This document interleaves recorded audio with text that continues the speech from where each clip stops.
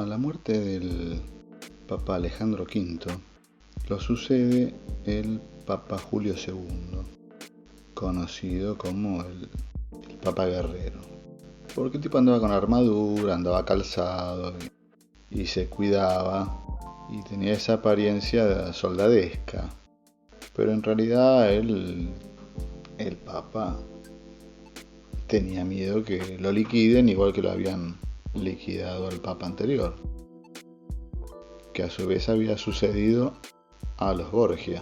Y este Papa se dio cuenta de que se iba a tener que ocupar de expandir su poder, porque claro, si uno daba una vuelta turística por Roma en esa época, lo que iba a ver, lo que se iba a encontrar era una especie de ciudad decadente, abandonada, con horribles olores, porque de las antiguas estructuras del Imperio Romano no había quedado nada.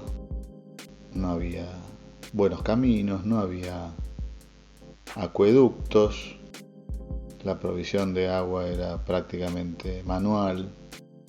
Bueno, obviamente cloacas tampoco había, así que la ciudad donde se estaba, digamos, manejando el poder eclesiástico hacia todo el planeta, porque la religión católica estaba creciendo en todos lados, a principios del siglo XVI. Y este papa, que lo llaman el Papa Guerrero, lo repito, era un tipo muy vivo, porque se dio cuenta, digamos, fue para mí más que el Papa soldado, fue el Papa marketinero, porque se dio cuenta que para establecer su poder tenía que volver a hacer brillar Roma. No puede ser que el centro religioso del mundo conocido, del mundo occidental, sea una ciudad de provincias, que comparada con Venecia era un villorrio. Por eso, lo primero que se le ocurrió al Papa Julio II fue consultar con Bramante, arquitecto romano, que ya había hecho algunas obras, un tipo que la tenía bastante clara con lo que es la monumentalidad y con lo que es el encargo que le quería hacer este Papa nuevo. Bueno, la cuestión es que le iba a encargar unos diseños para ver cómo sería la nueva basílica de San Pedro, porque ya había una basílica de San Pedro que la había mandado a construir Constantino, hacía más de 1000 años. Así que imaginemos el estado de ruina que prácticamente pudo haber tenido ese gran edificio, así como todos los edificios del Imperio Romano, de la Roma de los Césares, después de todo ese tiempo. Así que se decidió justamente a recuperar el brillo. Y así como lo llamó a Bramante, también lo llamó a Miguel Ángel, que ya era un famosísimo escultor, que ya había a los 21 años ya había creado La Piedad, obra por la cual se hizo muy famoso de la noche a la mañana. Y sabiendo esto, lo convoca no para una obra escultórica, porque Miguel Ángel se consideraba a sí mismo un escultor, él no era un pintor, era un escultor, un dibujante extraordinario, como casi todos los escultores, pero no se consideraba un pintor de brocha y pintura. ¿Cuál era la obra? La obra era la Capilla Sixtina. La Capilla Sixtina fue en su momento, y no sé si se sigue usando para eso, el espacio donde se realizaban los cónclaves para elegir al Papa. todos los cardenales se sientan ahí, discuten, proponen, votan y eligen al próximo papa.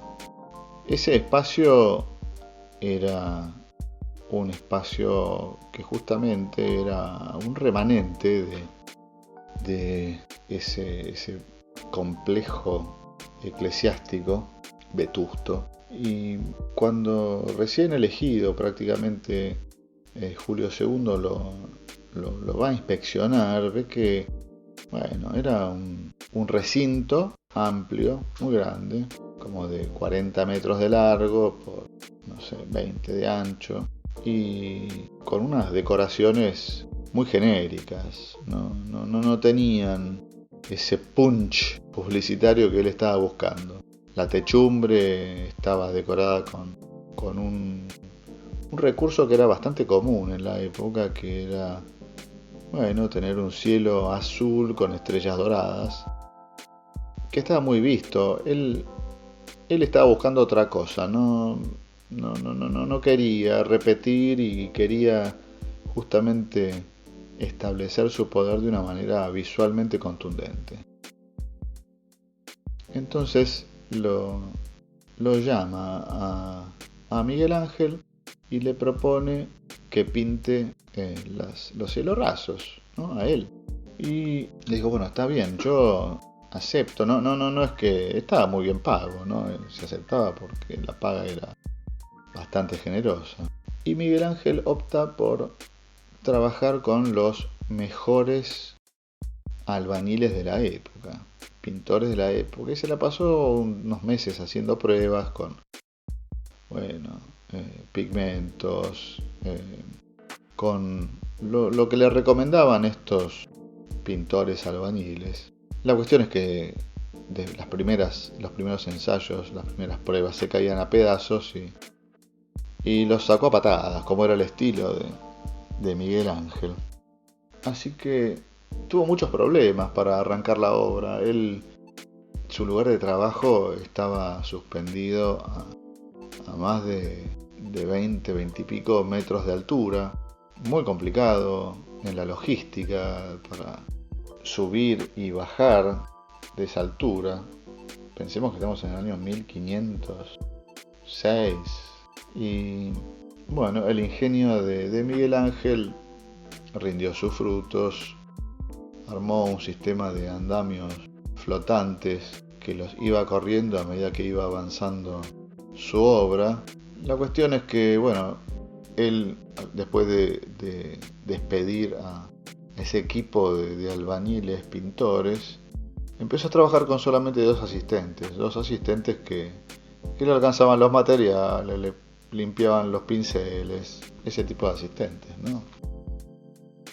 Y el resultado está a la vista, más de 500 años después podemos seguir viendo lo que Miguel Ángel solo logró en 4 años nada más. Son más de 120 paños en las cuales Miguel Ángel, a pedido del Papa Julio II, representa las escenas del Viejo Testamento, desde la creación hasta el Apocalipsis.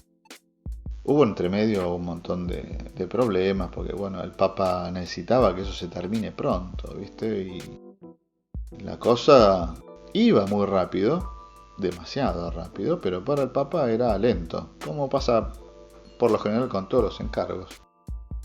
Voy a tomar un poquito. Como pasa con todos los encargos.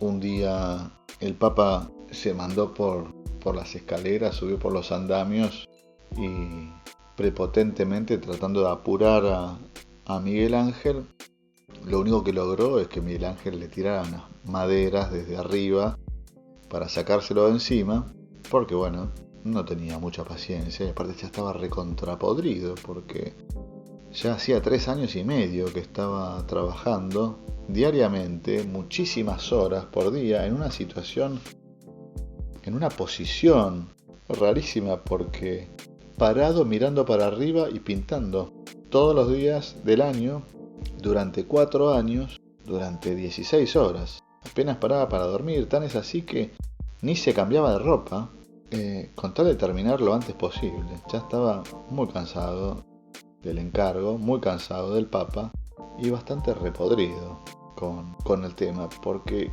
insisto con la idea, él no se consideraba pintor, o sea que lo que él estaba haciendo era un trabajo marginal que lo distraía de su trabajo principal, que era esculpir.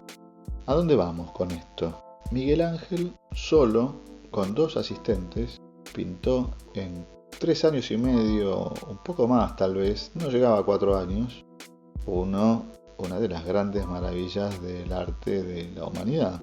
Esto nos trae al momento en que vivimos hoy en el arte contemporáneo, ¿no? Porque si yo digo Carlson and Company, o si yo digo Arnold Metalligent, uno en qué piensa, y piensa, bueno, no sé, si uno va a la página web de Arnold Metalligent va a ver que es una empresa alemana de altísima precisión, que entre sus rubros se dedica a la industria naval de lujo, yates personales, yates particulares, privados.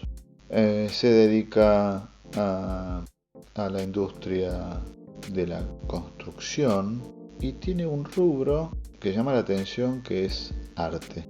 Esta empresa trabaja solamente lo que es metal, ¿no? Y cuando uno entra a la página web y elige mirar a ver qué es arte en lo que ellos trabajan, va a ver que tiene clientes como Jeff Koons. Todos conocemos a Jeff Koons, es, digamos, el artista más caro vivo que haya vendido una obra en una casa de remates por $93 millones. Se vendió hace unos años uno de sus conejos de acero inoxidable, esos conejos inflables Silver Bunny. Claro, a mí me tocó ver en la tapa de la revista Art News 91, creo que era una tapa de fondo azul, y estaba el conejito, que a mí me había volado la cabeza porque la manufactura, yo pensé que era un globo, no pensé que pesaba 500 kilos. En la tapa vi que parecía un globo, y bueno, cuando leí la nota de este trabajo de Jeff Koons, dije, wow, qué genial esto, qué genial este tipo, la manufactura. Yo, claro, bueno, tenía 25 años y siempre este tipo de cosas me atrajeron muchísimo. Leyendo el artículo me entero que es, claro, de acero, macizo, que pesaba tanto. Pero bueno, nunca imaginé que... Yo me imaginaba que Jeff Koons sería como... Bueno, no es que pudiera pensar otra cosa, no tenía el campo visual para pensar otra cosa. Pensé que lo había hecho él, como Brancusi. Era una obra, la del conejito, que no estaba muy lejos de esos trabajos en bronce de Brancusi, pulidos por él mismo. La nena sofisticada, ¿se acuerdan? Ese trabajo muy emblemático de él. Pero bueno, viviendo afuera tantos años, me encontré con la obra de Jeff Koons en muchas muestras. Y recuerdo la vez que se mostró aquella serie de... No me acuerdo cómo se llamaba, pero era una serie que él había hecho con la que era entonces su esposa, Jonas Thaler, más conocida como La Chicholina, una actriz porno hermosa, con la que Koons se había casado y había registrado, digamos, la concreción del matrimonio de ellos fotográficamente, y habían creado esculturas también, en porcelana, en vidrio. Y ahí, en esa muestra que fue en el Helmhaus de Zúrich, me enteré de la existencia de el maestro artesano Pino Signoretto. Pino Signoretto es uno de los tantos maestros que hay en Murano, cerca de Venecia, que soplan el vidrio de una manera que consigue resultados increíbles. Y en esa muestra estaba también una versión, entendí después, una versión de esa escultura o ese objeto, no sé cómo llamarlo, siendo de vidrio, que está Michael Jackson con el mono que él tenía con el chimpancé Bubbles. Digo, wow, yo pensaba ya en la segunda muestra, pensaba, caramba, qué capo este chabón, porque se consigue los mejores artesanos del planeta y tiene estos resultados que son impecables, no parecen hechos por un ser humano, parecen hechos tampoco por una máquina, porque no se ve el rastro de la manufactura. Son tan perfectos que abruman realmente. Y ahí entra, en esa época también, año 2001 creo que fue. No, fue anterior. A principios de los 90 también. Cuando en otra revista de arte me llega la noticia de que un artista inglés había ganado el premio Turner con una obra alucinante que a mí me encantó cuando la vi en fotos. Nunca vi algo de Damien Hirst de ese tipo en vivo, nunca me tocó poder verlo. De que se veía un tanque bastante grande, como de 5 metros de largo por 1,5 de ancho y 2 de alto, donde estaba sumergido un tiburón en formaldehído para conservarlo. Me acuerdo que se llamaba algo así como la imposibilidad de la muerte, o sea, de la conciencia de la muerte en alguien vivo. Así se llamaba la obra, más o menos, no me acuerdo exactamente cómo era en inglés tampoco. Y veías esa estructura masiva de acero con unos vidrios blindados que no sé qué espesor tendrían, pero muy, muy gruesos. Y uno apenas ve eso, se pregunta, ¿no? Pero eso ¿cuánto sale construir eso? ¿Cuánto tiene que disponer el artista para poder financiar una obra como esa? Por supuesto, ni Damien Hirst ni Jeff Koons son los únicos en conducir este tipo de arte proyectual, porque son trabajos que requieren una mano de obra altamente especializada, una infraestructura de trabajo muy especial, muy equipada, con muchísima maquinaria y con muchísimo know-how. Entonces, en aquellos años es cuando empezó a darme curiosidad, ¿no? Esa manera de trabajar. Una manera de trabajar que uno desconoce, porque los medios para realizar ese tipo de obras no están al alcance de cualquiera. Investigando un poco, uno ya empieza a ver que, claro, esto no es nuevo ni lo inventó Damien Hirst. Warhol ya tenía su factory, Warhol ya tenía Warhol Enterprises, que, Warhol tenía su revista, Interview, tenía un business manager, tenía gente que le manejaba los negocios, tenía gente que le manejaba las fiestas, pero era algo en lo cual de alguna manera Warhol estaba involucrado directamente. Por lo que sé, por lo que leí en algunos de sus libros, o lo que cuenta Bob Colaccello, que Bob Colaccello era el director de la revista Interview, pero no solamente era el director de la revista Interview, sino llevaba a cabo una cantidad gigantesca de tareas, como venderle cuadros a pedido para clientes privados, qué sé yo. Nuestra Amalia Lacroze de Fortabat le ha encargado en su momento a Warhol obras, muchísimos famosos celebridades de la época le encargaban obras a Warhol, y el que era el encargado de ocuparse de generar esos pedidos era Bob Colaccello. Se ocupaba de las cuentas, se ocupaba de las compras, se ocupaba de toda la agenda de Andy Warhol. Pero así y todo eso se veía como algo desorganizado. No era una empresa, quería parecer una empresa, pero no lo era. Algunos datos. el estudio de Damien Hirst en Gloucester ocupa a 250 empleados. Están a su vez fraccionados o divididos en diversos rubros. Por ejemplo, hay 40 asistentes, llamados asistentes, pero en realidad no son asistentes porque ellos, por ejemplo, son los que pintan los cuadros de puntos mundialmente conocidos, los cuadros de puntos de Damien Hirst. Esas obras fueron las que, no me acuerdo, no sé si fue en el 2014 o cuándo fue, tal vez un poco antes, que Larry Gagosian mostró durante un año en sus 14 galerías de todo el mundo. O sea, en todas las galerías Larry Gagosian estaban exhibidos solamente estos trabajos de Damien Hirst durante un año.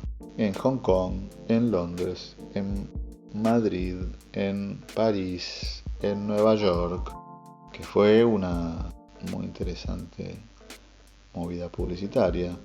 Algunos dicen que de todos esos cuadros distribuidos, que no sé cuántos habrán sido más de 300 o más de 400 cuadros.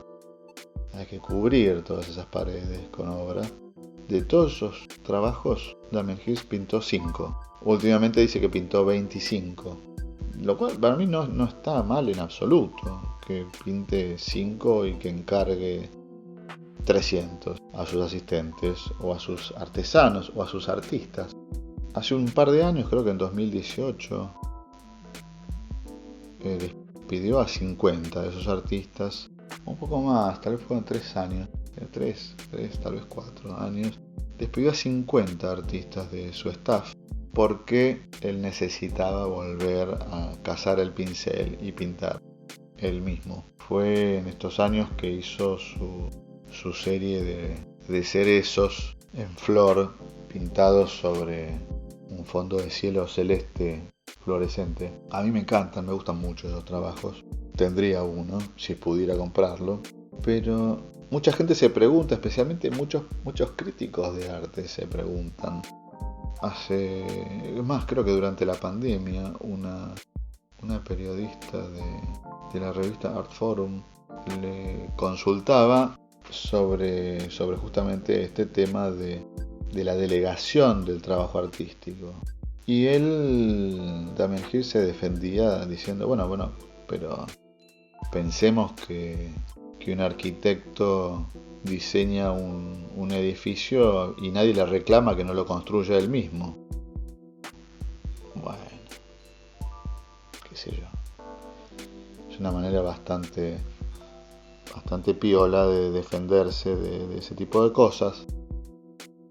Pero yo, tanto a Jeff Koons como a Damien Hirst y muchos otros, hay muchos otros que hacen de la delegación del trabajo artístico un modus operandi que para mí no está nada mal.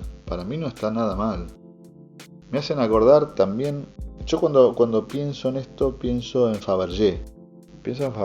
Fabergé, que era un joyero muy conocido por los huevos que diseñó y que la empresa Fabergé realizó para los zares de Rusia. Son asombrosos realmente.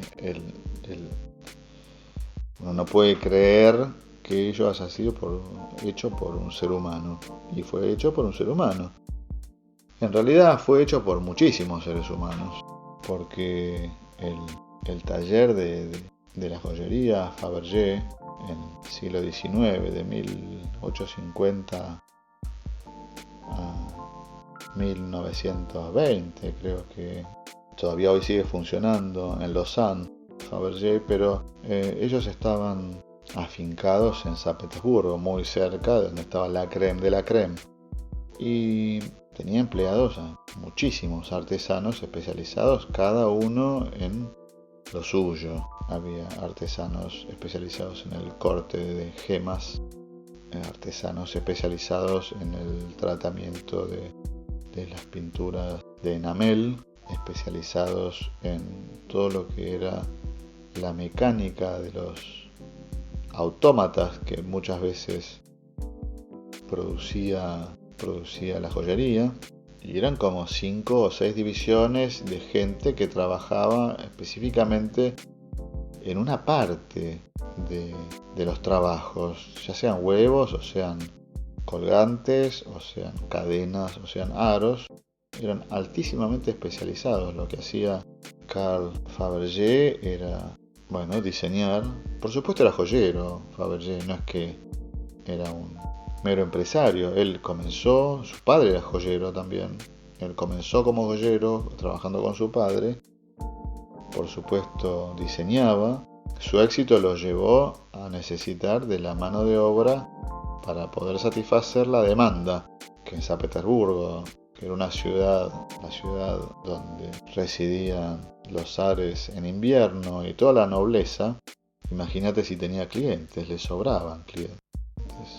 Así que los clientes que se acercaban a las puertas de su negocio, no solamente se acercaban para ver las nuevas obras.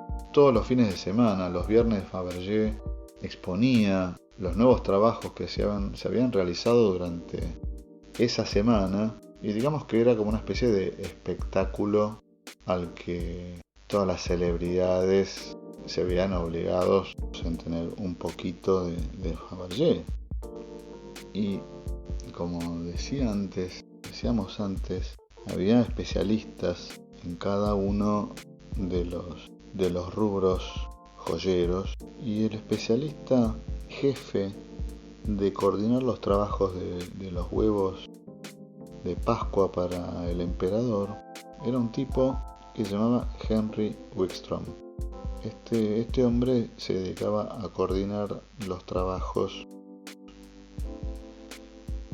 de los orfebres, de los pintores, de los ingenieros autómatas, de todos los que se dedicaban a la confección de las partes. Y este hombre tenía un nivel de estrés que lo llevó a pasar los últimos años de su vida en un psiquiátrico. Imagínense que tener sobre el hombro a un zar, a un emperador, para ver que el huevo de Pascua para la mamá salga lindo. Bueno, no sé si es algo que lo pueda soportar cualquiera. Y esto nos lleva a tratar de entender que cumplir con la demanda artística de un sector de la sociedad tan poderoso como lo fue el Papa en su momento, como lo sigue siendo, pero como lo fueron los papas renacentistas, que fueron los que armaron la torta, cumplir con los emperadores de Rusia, nos hace ver que esta historia de delegar no es nueva, pero quiero hacer una salvedad. Michelangelo cumplió solo el encargo, y bastante rápido, 4 años. Yo tengo entendido que desde que el conejo de Jeff Koons fue diseñado hasta que fue terminado, pasaron más de 5 años. Entonces, la pregunta que uno se puede llegar a hacer es válida, ¿no?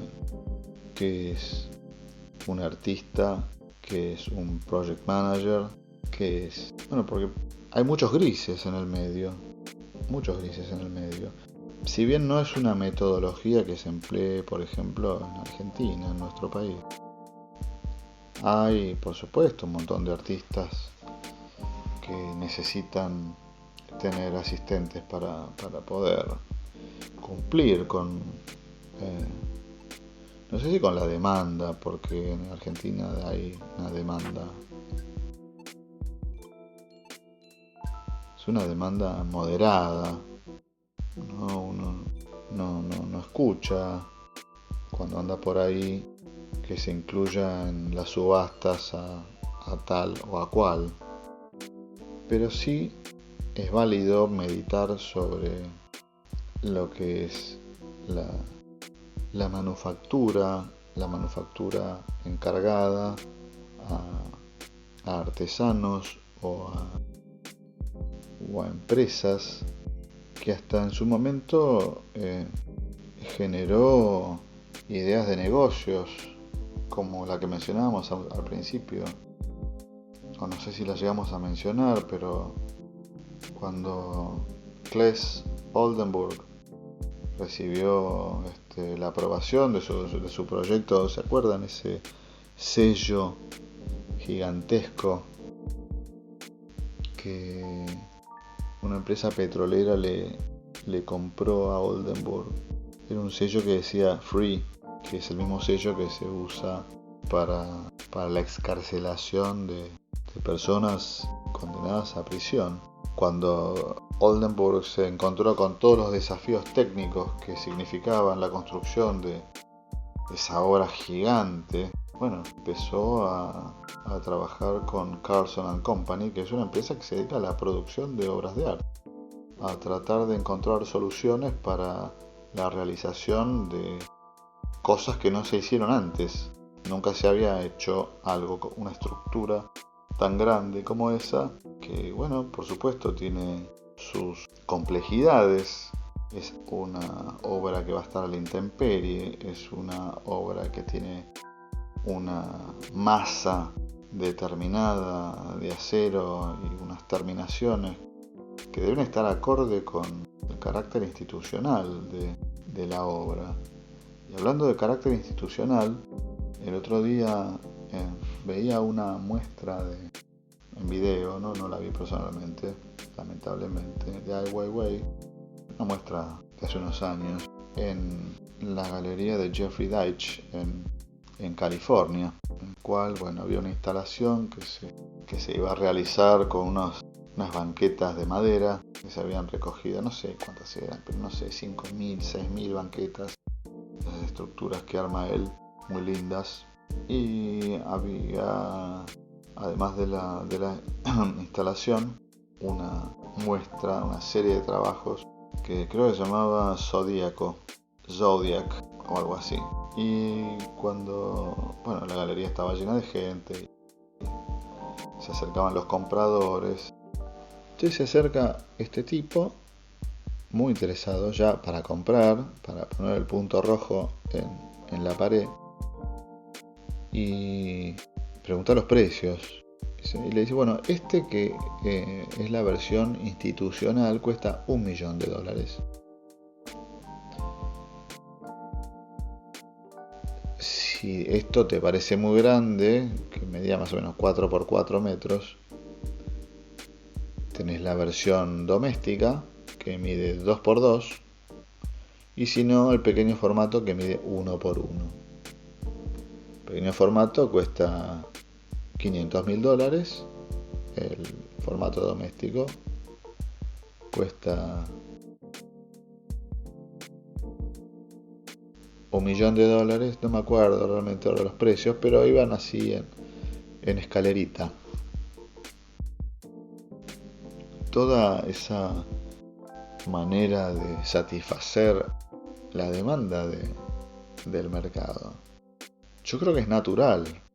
No hay manera de sustraerse a la demanda del mercado cuando un artista tiene un nombre, una reputación y una exigencia en cuanto a la calidad del producto que está vendiendo.